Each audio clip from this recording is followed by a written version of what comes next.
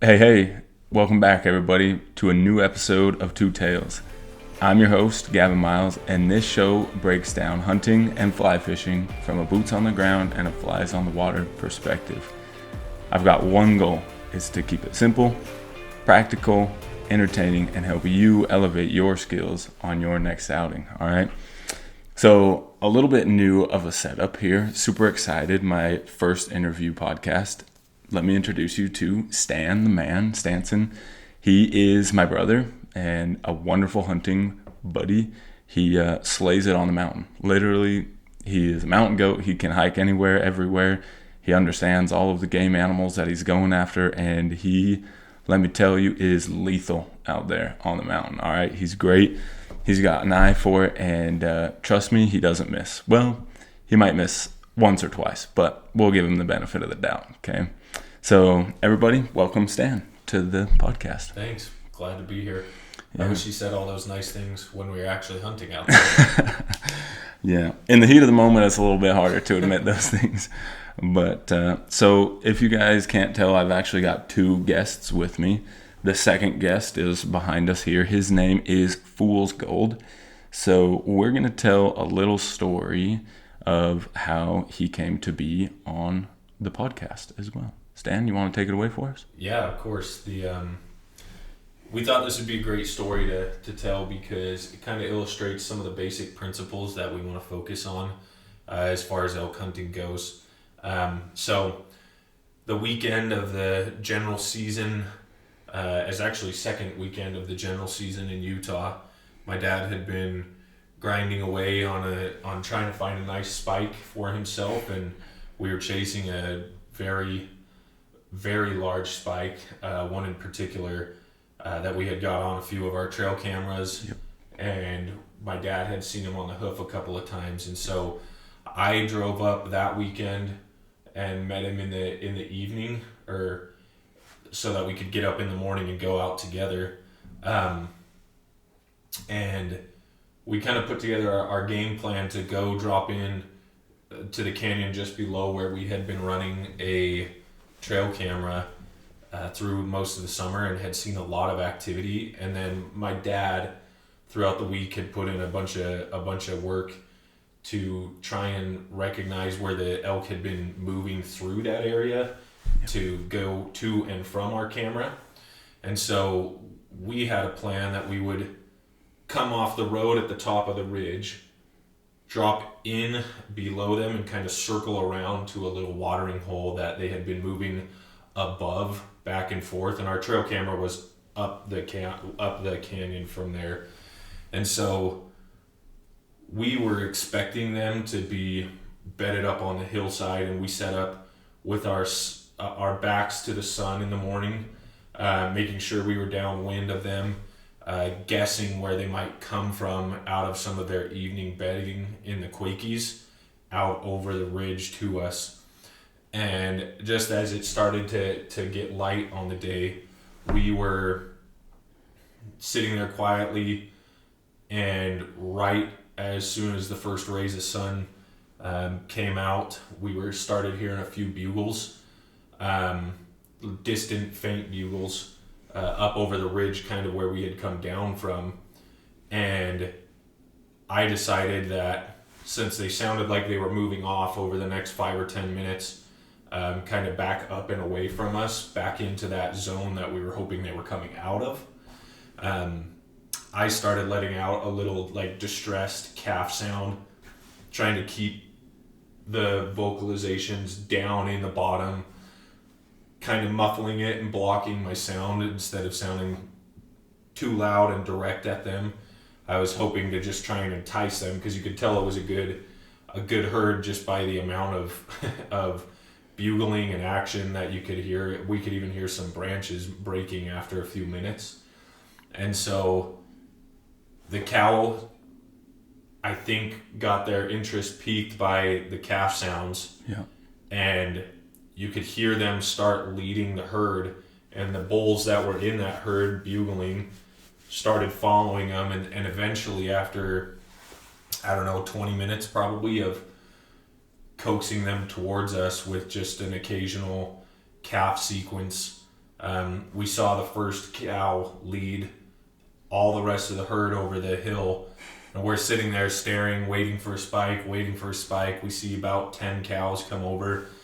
And then we see what we thought was the herd bull at the time. It was like a decent 6 point, I don't know, maybe 300 inches, something around there. Yeah. And then behind that one even, there was a second group of cows, as if he had his harem within the herd. And probably another 20 came over. Wow. And then we saw the real big one.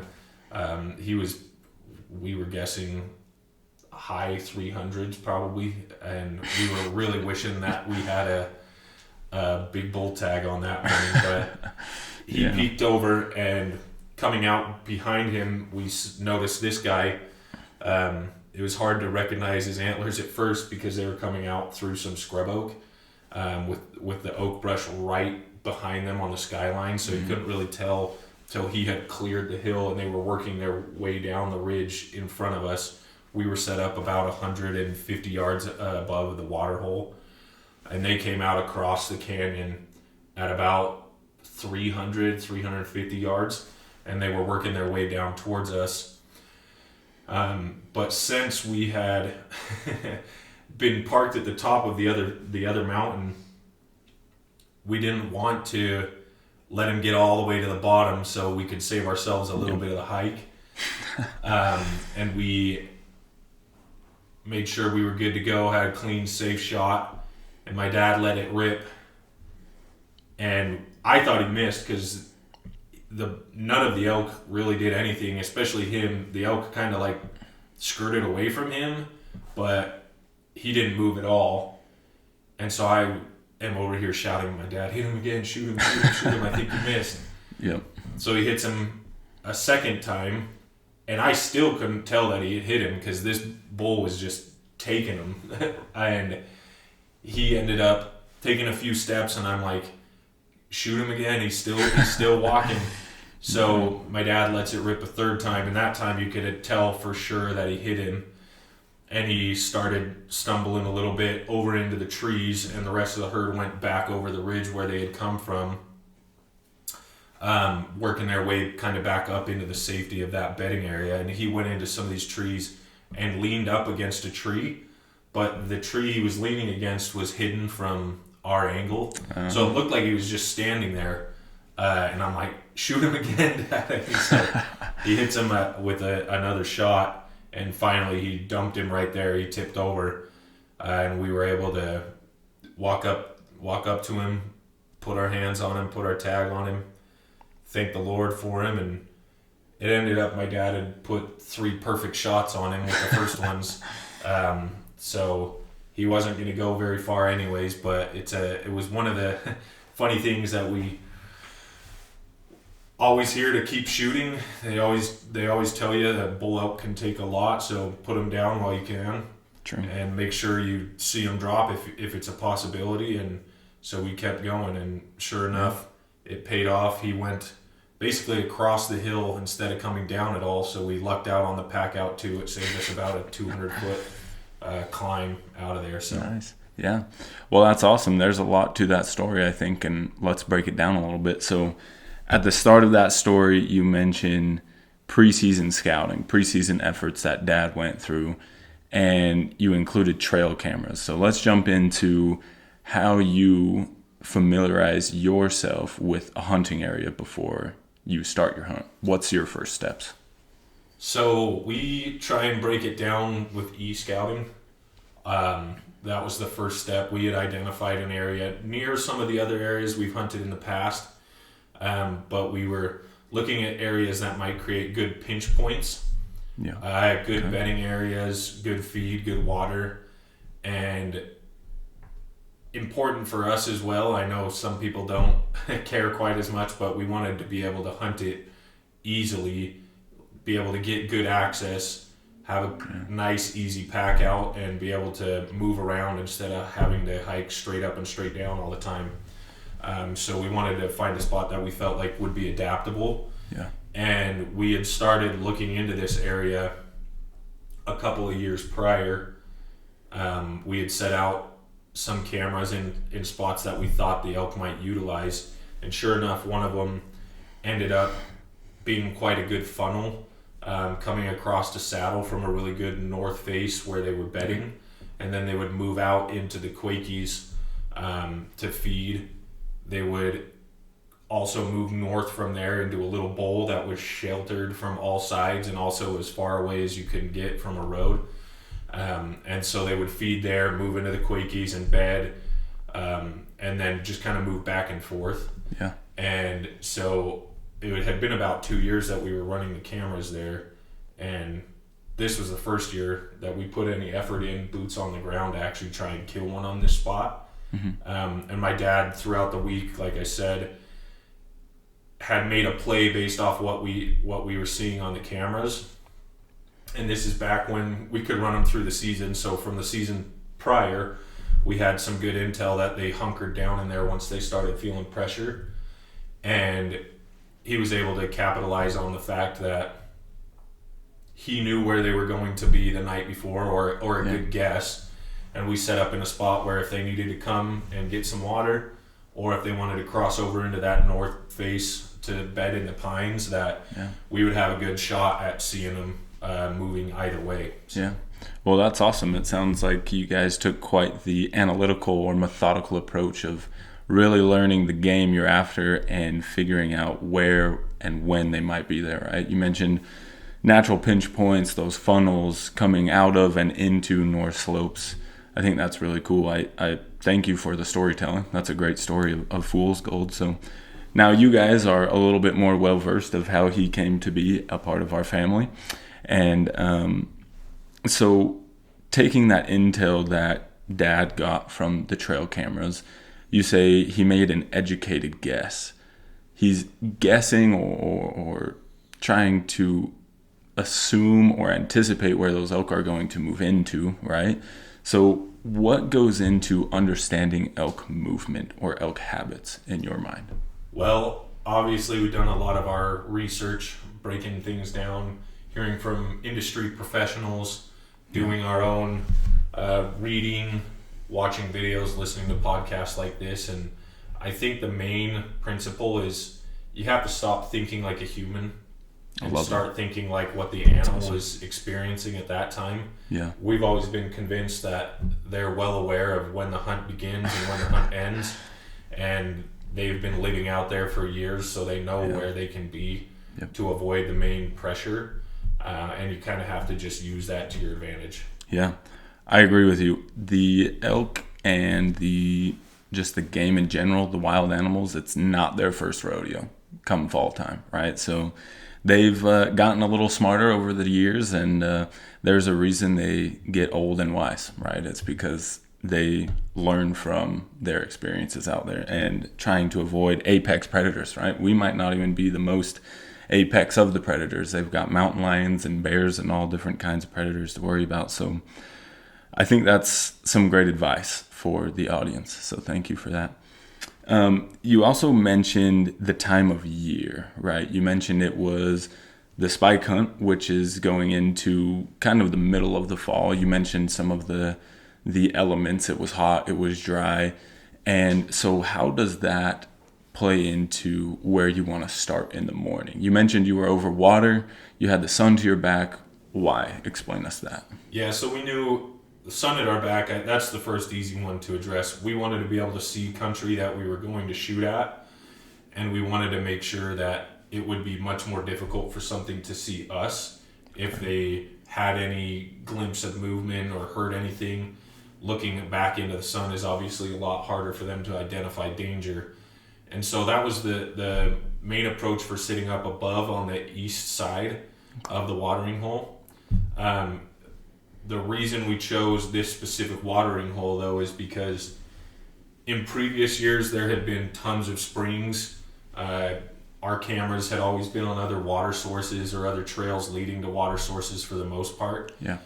And this year it was dry enough that we knew several of those main points didn't have enough quality feed to support animals or a large amount of animals, and they also, some of the water had actually just dried up altogether that year. It was one of the driest years on record in the last 10 to 20 years. So we thought that it was as good a chance as any that they would come into the water knowing they were going to be up above it. And then we knew even if they didn't come from where we were expecting, they would want to move to that north face and bed on there to get out of the heat, to stay cool through the day, since it was blue skies and plenty warm. Yeah, a lot of sun that day, it sounds like. Yeah. So that's really cool. What I'm hearing you say is you want to hunt the limitation, right, in the landscape. You're saying there wasn't much water, but there was one source that you knew was a local source for those elk, and you stationed yourself there for the morning. You also mentioned the limitation of feed, right? The feed's going to be around the water, especially in a drought. You mentioned it was one of the drier years. And so hunting limitations helps you stack the odds in your favor as a hunter, as an outdoorsman, right? So hunting limitations and stacking the odds in your favor by layering your hunting approach will help with success, as I'm understanding it, right? So you mentioned your vocalizations. You wanted to be not super direct, not super loud. You didn't want to blare your calf calls at this lead cow, it sounds like. So how do you play into what the lead cow is experiencing to entice her or coax her, as you said, to your location rather than spooking them the other way? Yeah, the reason we felt like the calf call was going to be the best in this scenario is from experience later in the year when the elk are all in large groups. We've noticed that they're far less responsive to cow calls. I think that's partly because they've experienced that from so many hunters, and the fact that generally speaking the bulls are thinking if there's cows at this point in the year, there's probably a bull there and I don't want to compete with them. So we figured the cow call was not going to be the way to go. We could tell there was already a large group of them over there. And we didn't think that a bull call would be appropriate either because of that same reason, where we were late enough in the season where the majority of the elk had already been bred. So any of the bulls that have cows are going to want to keep them and keep them away from other bulls in case there's any entering another cycle. And so we've noticed throughout hunting seasons in the past that the bull calls lose their effectiveness the longer you go. So we thought it would be the best bet to play to the fact that it was a large herd and see if we could get them or convince them that a calf had gone missing or had been left behind. Maybe they had been in that canyon the night before and had moved over the ridge, and one of the calves got distracted and stayed out. So we figured that would be the best play to coax them back over without sending them off or spooking them. Yeah. Wow, I love that. That's awesome. I think that's great to kind of bring it back full circle of understanding elk habits and elk movement, right? You mentioned from prior experience, from bugling and mature cow calls, you've noticed that the herd will tend to move off. So you being adaptable and changing your approach to really coax those elk in for the lead cow to go find that calf, I think is really smart. So remember, you guys, be adaptable, change with the conditions that are presented, and you might find yourself in a good spot, right? So maybe another one of the last talking points here for this interview is you mentioned the transition to the north face for bedding. You said it was a hot day, lots of sun, not a lot of cloud coverage. So you found that funnel, right? That little bowl that's surrounded with shelter, as you mentioned. Why are they moving to the north face as opposed to other places? What's the attraction there? Well, there's a couple of factors that really help them when they're on the north slope. First of all, they're getting shade. It's a lot cooler. Second of all, I believe that cool air helps them have more consistent thermals. throughout the day, so they like the fact that there's less change. Oftentimes the north slopes are the most heavily forested as well, and so the wind doesn't get in there and affect things quite as much. There's less movement, there's less noise. Yep. And so they tend to lean that way whenever they know there's going to be pressure. Yeah. And so they'll find a spot where all of the different elements and variables are playing to their advantage. I love that. So if I'm understanding right, they're headed to the north slope for comfort, and they're headed to the north slope for protection. Whether that's from the thermals, from the sun, whatever it may be, they're going to that north slope because that's where they feel the most comfortable, correct? Yeah. So thermals, we mentioned thermals and wind directions. I would refer you guys to my episode Gone with the Wind. I'll link that in the show notes below, so please go give that a listen. That breaks down thermals and the way they move and shift throughout the mountain with the time of day or the given circumstances of the climate and weather.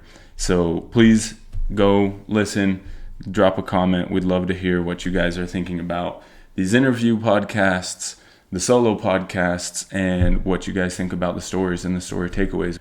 Okay, so we'll end with this, maybe something a little fun to end this podcast off with. But Stantson, I've got some questions for you, some lightning round questions here, just rapid fire, 1 or 2 word answers, all right? So what's your favorite camo? Sitka for sure. Sitka for sure. Yep. Really not Kuyu? Nope. Okay, well, I'll turn this backwards then so we can forget about the Kuyu camo. I love it. I'll make the plug that Sitka has got a lot more big game harvested in this house than Kuyu right now. Yeah. Well, it's one against the world. So what's your bucket list hunt? Any hunt in the world? If there was no budget involved, I'd go on an Argali hunt. If I had to be limited by budget, I would go after a Yukon moose up in Alaska. Wow. All right. Well, those sound like 2 very adventurous hunts, and Argali would be very cool. That would be an awesome hunt. Okay, so which way are you going? Bow hunting or rifle hunting? What's your passion? I try to just get whichever one I can get a tag with, but right now that's definitely archery. I love archery hunting, don't get me wrong, but sometimes I'm kicking myself on the mountain for making it harder than it needs to be. Yeah. Well, bow hunting is very unique. You get some pretty up close and personal experiences. I love it. So, talking bow hunting, what's your dream bow setup? So, I actually love my Bear Divergent that I have right now. I just got it restrung with a Sweet 2 tails custom print on the string too, so we'll be uploading a video of that. But if I could choose any bow, I would maybe lean to the new Matthews. I like those size, the look, the simplicity, and they perform really well. So yeah, I agree. I think if I went anywhere, I would go to Matthews bows as well.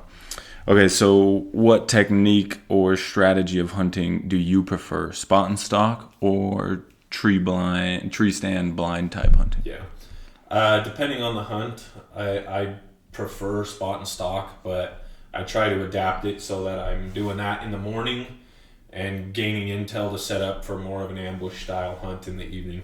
Awesome. I like it. Okay, well, we're going to ask the last question. Elk, deer, or moose? And remember, an Alaskan moose is one of your bucket list hunts. Yeah, but I'd rather go on an elk hunt every year than never do that. So. All right. And why? Why elk? They're just big, exciting. They're smart. They're athletic. They're hard to kill, and when they're right up in your face bugling and making noise, it's pretty exciting. Yeah, it gets the blood boiling for sure. The adrenaline rush is definitely there. Large and in charge, you guys. So the leaving lesson for you guys listening, tuning in, is to hunt the limitations. All right, remember, find what is limited to the animals because that is what they need the most. And if you can put yourself in that position, you'll find luck oftentimes in the mountains. Thanks for tuning in, guys. Go drop a vote on our most recent post on YouTube to help us create content that you guys are excited about. Yeah. Thanks. We'll talk to you next week. Bye.